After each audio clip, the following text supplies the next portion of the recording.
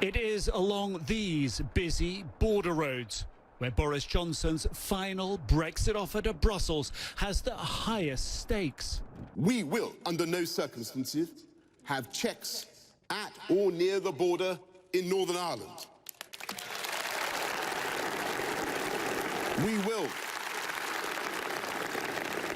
will respect the peace process and the Good Friday Agreement.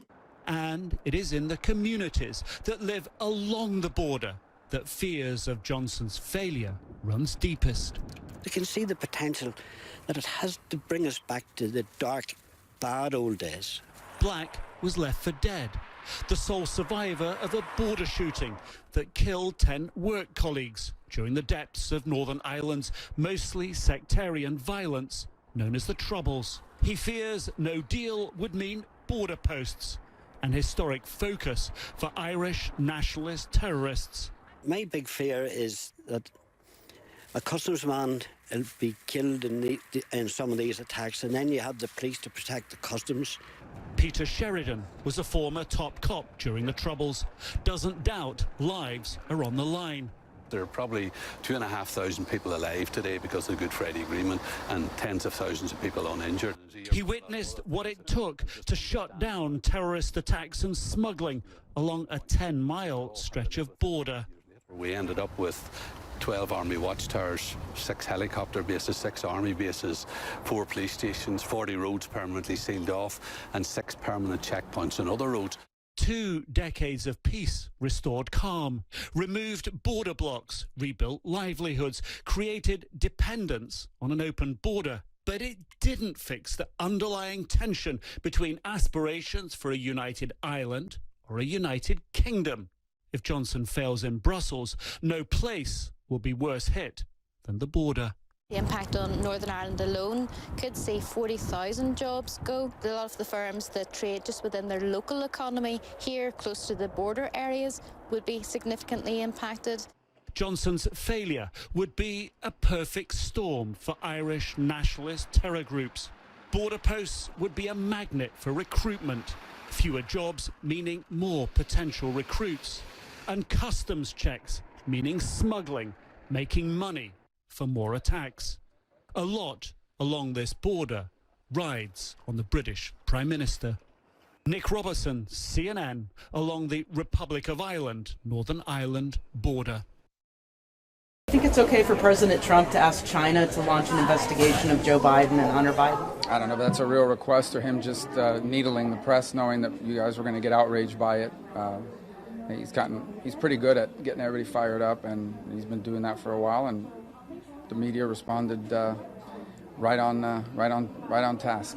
But you're one of the loudest critics of China and its human rights abuses. I mean, is it okay for him to ask to say that? I don't think it's a real request. I think he did it to gig you guys. I think he did it to provoke you to ask me and others and get outraged by it. A gunman is on the run in Kansas City this morning after he walked into the Tequila KC bar and he opened fire on people there. And police say 4 people are dead. 5 others were shot as well during this incident. The people who were wounded were transported to local hospitals. We understand they're all in stable condition right now, but our affiliate KSHB spoke with police a short time ago. Here's what they said. We got the call about 1:27, I believe is when the call came in, of a shooting 10th and Central area. Showed up. There are 4 people inside of the bar that are deceased, and there were 5 others that were transported to area hospitals. Last I've heard, I believe they're all in stable condition. But that's kind of what we're working with right now. Detectives are here. They're trying to look at any surveillance. We're waiting on the search warrant before we even go inside the bar. So I don't have IDs or anything yet on any of the victims. Nobody in custody, and we do not have a good enough description yet to put anything out for suspect or suspects. We don't even know how many. This is definitely one of those that we're going to do everything very slowly and very methodically and correctly. So this will take a little while. This feels like the most open Rugby World Cup we've maybe ever had. Who do you think is currently the favorite to win? Well, it is the most open World Cup ever because the last 2 World Cups, New Zealand have been huge favourites. They're only slight favourites now, and there's 5 or 6 teams that could possibly win. Obviously, I'm being English. I'm backing the English guys to go over there and do a job. A massive opportunity. New Zealand are favourites. South Africa are a big side as well to watch out for. And then a couple of home nations, Ireland and Wales, are going to be big threats in this tournament.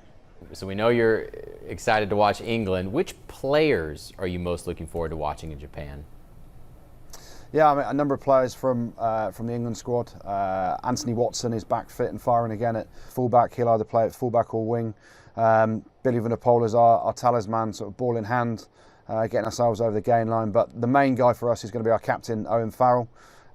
He dictates how the team plays. He brings an intensity above and beyond most other players, and he's our real leader that can challenge referees and challenge the opposition to get England on the front foot. So he's going to be massive for England. Around the world, there's a number of players. Faf de Klerk from South Africa is a real star to watch out for, and Cheslin Colby as well, playing fullback for South Africa. So there's some world stars on show. We've seen some famous performances from fly halves at Rugby World Cups over the years, the likes of Joel Stransky and Johnny Wilkinson. Who do you think is the best number 10 at this year's tournament? A number of players. Obviously got Johnny Sexton from Ireland, who's a fantastic player. Bowden Barrett, does he play fullback or does he play fly half for New Zealand? He's one of the stars of the show as well. Owen Farrell from England, as I said before, he's our leader in terms of how we play the game. He's a world-class goal kicker, and people talk in England about Johnny Wilkinson dropping the goal in 2003 to win the World Cup. We're hoping for that to be an Owen Farrell moment come 2nd of November when the final's there. So any of those 3 players could be huge, but I'm going to obviously back my English counterpart in Owen Farrell. What advice would you give to a fan ahead of the World Cup who may have never, watched a game of rugby before? Or if someone could only watch one group game at the World Cup, which one would you suggest for them to watch, and why is that? I think opening weekend, you always see some brilliant fixtures, and none bigger than New Zealand versus South Africa in their pool game on Saturday. It's a phenomenal encounter, seeing 2 of the top teams go at each other. New Zealand are the world champions. They've won the last 2 World Cups. They're there to be shot at. South Africa are a team that have beaten them over the past couple of years and will fancy their chances. So a massive game to kick off the World Cup in their pool. I'm really looking forward to that one.